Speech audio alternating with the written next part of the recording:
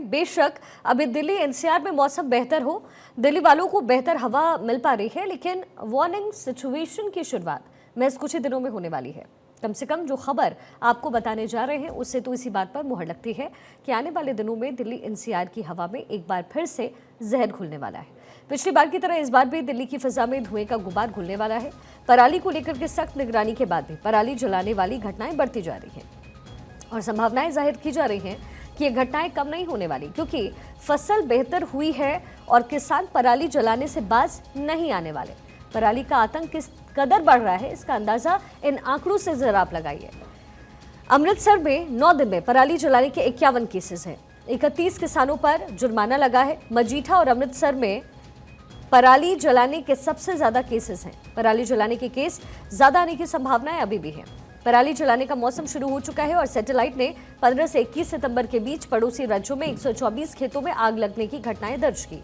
इसी अवधि के दौरान 2023 में ये संख्या महज 25 थी। विशेषज्ञों ने कहा है कि मानसून की वापसी के बाद अक्टूबर में पराली जलाने की संख्या बढ़ने की संभावनाएं हैं।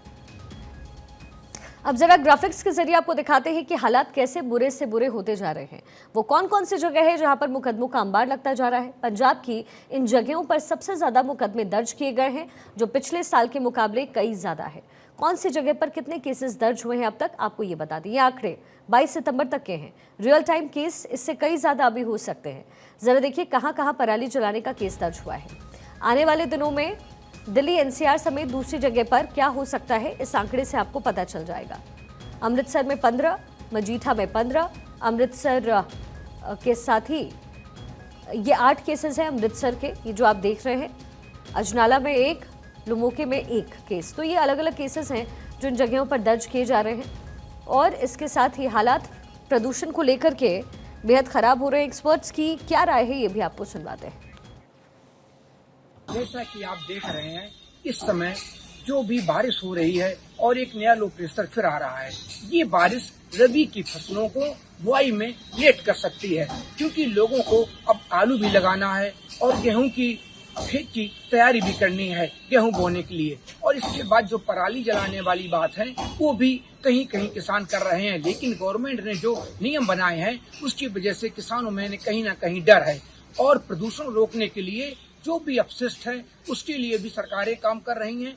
इसके साथ ही पेड़ लगाने के लिए प्रेरित किया जा रहा है और बिजली बचाने के लिए और पुरानी गाड़ियां सड़क से हटाने के लिए भी सरकार इस समय काम कर रही है। और बिजली वाली ई कारों में जाने पर भी सरकार जोर दे रही है और उसमें छूट दी जा रही है।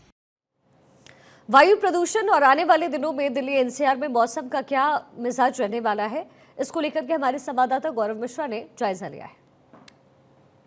पर्यावरण प्रदूषण को रोकने के लिए कल पीएमओ में एक हाई लेवल बैठक की गई, जिसमें प्रधानमंत्री के प्रधान सचिव पीके मिश्रा मौजूद थे। और इस बैठक की अगर मैं बात करूं तो इस बैठक में सभी राज्यों के जो अधिकारी थे, जो सचिव थे, उनको भी शामिल किया गया था।